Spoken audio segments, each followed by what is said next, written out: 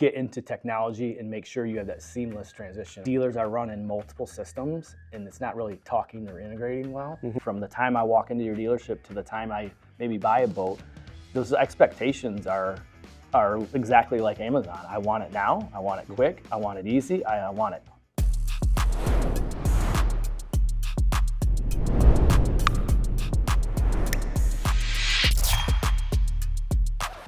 Hello, Mike Davin here at Dealer Week, and joining me is Ryan Kloppe from Lightspeed. Ryan, welcome. Thank you, appreciate it. Thanks for having me. Absolutely. So we are just going to have a conversation about where we've been and where we're going. And to start with, I'd like to talk a little bit about 2025. And what are your thoughts about 2025 and how the year was for the industry?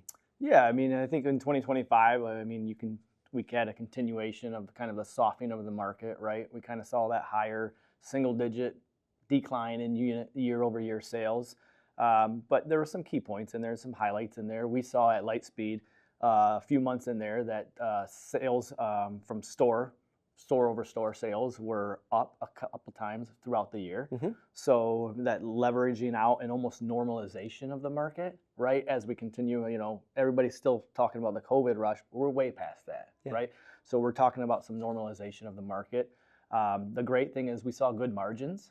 It was just you had to work a lot harder to get those margins and earn those sales, right? So we're seeing that, and I think part of it is we're seeing is we got some aging inventory a little bit that I know the OEMs and the dealers are partnering together to work through that, and of course higher interest rates never hurt never help the recreational industry, that's for sure. Yeah. So of those things, any particular highlights that stand out to you? Yeah, I mean, there's definitely some highlights that Lightspeed tracks. So we track like RECT, like repair event cycle times. We saw significant improvements with dealers focusing on getting the customer back on the water quicker and faster. And I think, as you know, that improves the quality of your boat time and improves customer loyalty. Absolutely. So we are actually later today handing out some RECT awards to several dealers and innovation awards to an OEM as well later. So that's great. We're excited at Lightspeed for that. You went through some of the challenges that we faced. Yeah. Any in particular that dealers have been struggling with? Yeah, I mean, I think there's a few of them, right? I mean, one of them is I'm really honored to be on the MRA Dealer Task Force to discuss some of the future dealer and what it looks like and how we can continue to moving forward in the marine industry. And there's a few of them that I think have issues. One is technology stack, right? I mean, the technology is coming faster than you can actually ingest it and figure out how it works for you. And the customer's expectation of transparency and digital end-to-end journey from the time I walk into your dealership to the time I maybe buy a boat, those expectations are exactly like Amazon. I want it now, I want it quick, I want it easy, I want it seamless, right? So I think there's some definitely challenges out there, and I'm, as part of the task force, we're identifying those, right? And hopefully we can build out and help these dealers move past that. That's great. Those challenges, yeah. Well, the theme here at Dealer Week is prepare for what's next. So next I want to turn to 2026. Yeah. And obviously, as we've learned over recent years, nobody can predict with accuracy what's going to happen next year. Yeah. But as you're thinking about 2026, are there any trends that are emerging or things that you're looking for? Yeah, I mean, I think you really need to adapt and lean into the technology, right? Lightspeed has come out with several things, and I'm sure we'll talk about some of the new things that we're doing later, but you really got to adapt into technology and lean into it. And there's a ton of data out there to help you make informative decisions instead of kind of just going by your gut out there. And I think, if we can get through the next year or two, I would predict probably going to be a little bit flat as well, too, as we got a lot of 2024 unit models sitting on the showroom floors right now. But as soon as we can get going that, and, they are predicting another rate drop here soon, I think we can get moving forward quicker. We just want to take a quick second to remind you of Dealer Week this year at Tampa, Florida, December 6th to 9th. We got an amazing lineup of speakers, exhibitors, industry leaders, manufacturers, and more. Our focus this year are the new fundamentals, new standards that today's dealers need to know going into the future of the boating industry. Registration is now open, so bring you, your team, and an open mind. We got a ton of amazing things lined up this year. Visit us at www.dealerweek.com to learn more and register. One of the hottest topics this year at Dealer Week has been AI. Mm. And I'm curious, with what you do, how AI is affecting things, where you see it going. Yeah. So in AI is one of the things is I was talking with colleagues in the last few weeks and stuff is like everybody can say AI, but really what does that mean? And what does it mean for your industry? Because it might mean something different for a total other industry, right? With AI, I mean, it's here. It's already here. Whether you're using ChatGPT or you're doing something, at Lightspeed, we just rolled out a new email marketing campaign, and it's assisted with AI copywriting. So you can kind of just jump in there and say, if you have a thought or a phrase or maybe an idea, it will actually create a full marketing campaign for you and it'll copyright it with AI and actually send it out for all your customers. So I think with the adoption of AI, it's important that you learn a piece and how it will help, because AI is really going to ultimately work its way into all dealers, and you've got to be acceptant and be ready for that change and implement it into your business somehow.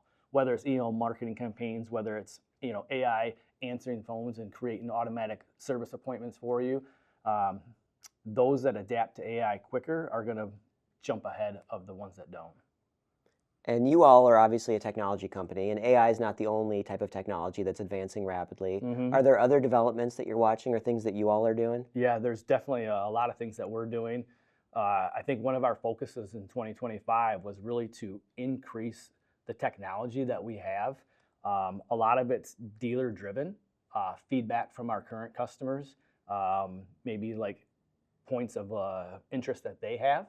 So we've taken some of the feedback and we've created new things. So we just rolled out that email marketing campaign. Mm-hmm. We have a mobile app where the service technicians can actually take video of their service, send it directly to the customer right on the text message, kind of have them walk through, hey, this is what I did. I changed your oil. This looks good. This looks good. You may want to look at replacing your propeller or this down the road in the future. And that just provides so much confidence for that customer, right? And with that, we're also rolling out sales videos as well, too, here pretty soon in Q1, where a sales guy has maybe a potential customer or buyer looking into it, and he can actually maybe take a video of the actual boat, kind of maybe some features in and out, and he can send that through text directly to the customer as well. So we're definitely investing heavy into technology, and it's basically dealer driven from the feedback from our customers. Well, speaking of dealers, as we talked about, the theme this week is prepare. If you had to give dealers any piece of advice on what they could do to prepare for what's coming, what would that be? Yeah, I think, like I said, we have a lot of data and insight built into the platforms. I think one of the things is you really need to get into technology and make sure you have that seamless transition. I think one of the things that we hear a lot is dealers are running multiple systems and it's not really talking or integrating well. Mm-hmm. Where that's what Lightspeed does, right? We have a all-in-one platform that can help these people run their dealer operations from end to end, from department to department. It all speaks. It's all seamless, right? So I think that's one thing that you really gotta lean into. And then, like I said, you gotta be able to do it, adapt and change. The customer's expectations now. I mean, we talked about dealership of the future, what it looks like. They want more engagement. They want that experience, right? And it's important that the dealers hold them accountable as far as from end-to-end journey, right? Like digital end-to-end journey, seamless transition. Well, actually, I want to ask you about that dealership of the future, and I'm curious if there's anything that's coming out of your discussions about that are interesting or that people might want to hear about. Yeah, I mean, obviously we have new innovations coming out all the time. Yeah. Like whether it's the email marketing campaign, we have Insight Hub coming out as well, which is going to create new dashboards and KPIs for each department so they can better monitor what's happening in their dealership. And once again, all that is just basically to know your numbers, right? To understand where your strong points are, where your weak points are, and adapt to the technology that's coming. And it's coming quick and fast. It's hard to take it all in. That's great. Yeah.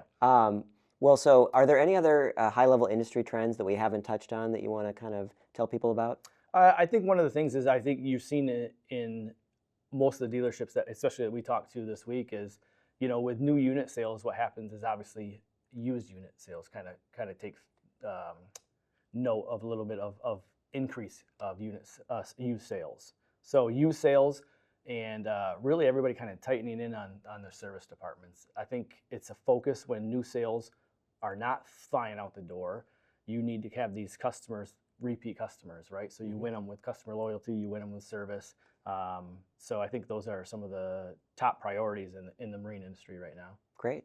And before we go, I'm curious, are there any announcements or pieces of news that Lightspeed has that you'd like the industry to hear? Yeah, and like I said, I think I mentioned it earlier, Yeah. but yeah, we're recognizing several dealers today with RACT Innovation Awards. So we're inviting them into our booth, giving them an award and recognition for improving the repair event cycle times. So, and then we're also awarding a OEM with an innovation award. So one of our big focuses this year and next year really is OEM partnerships, making sure that integration is through the OEM all the way down to the dealer and through Lightspeed.